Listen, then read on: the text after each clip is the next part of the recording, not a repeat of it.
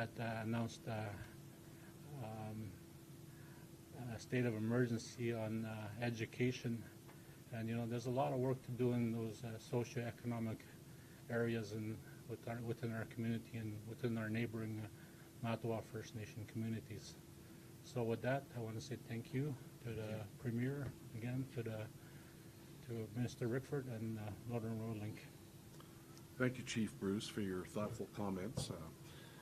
Now from Thunder Bay via Zoom call, as the Chief mentioned, we have Chief Cornelius Wabas of Webequie First Nation. Good morning, Chief.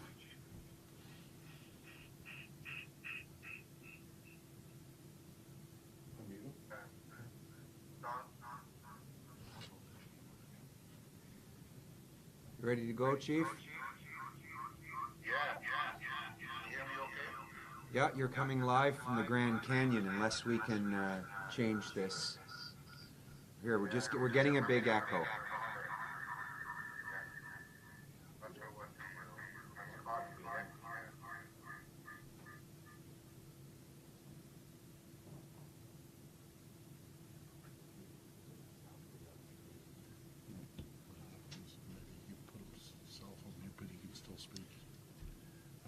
Okay, just a second. Can you put on cell phone?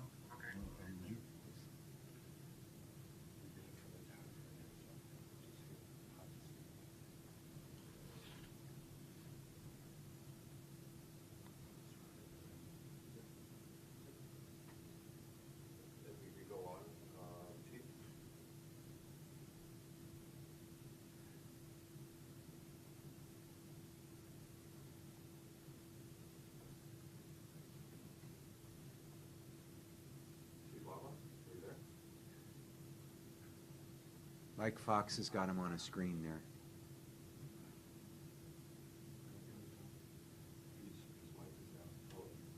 Are you there?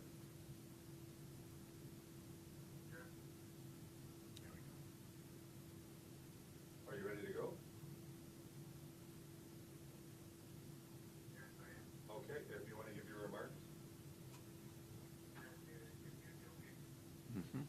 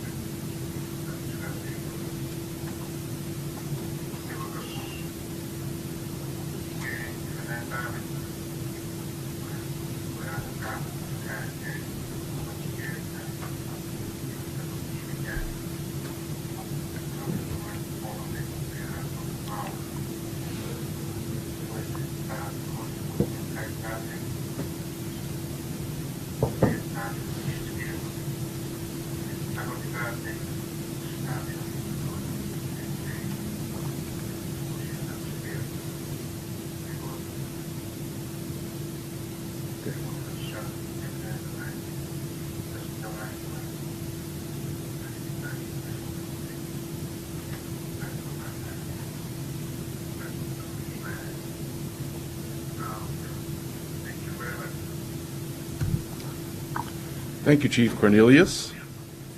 Next up on our list, we have another special guest, Premier Doug Ford. Welcome, Premier Ford. Well, thanks so much, Don, and good morning, everyone, and thank you for the comments, Chief Cornelius and Chief Bruce. On behalf of Minister Rickford, I'd just like to take a moment to acknowledge and thank, again, Chief Cornelius and Chief Bruce for the collaboration and partnership on this venture.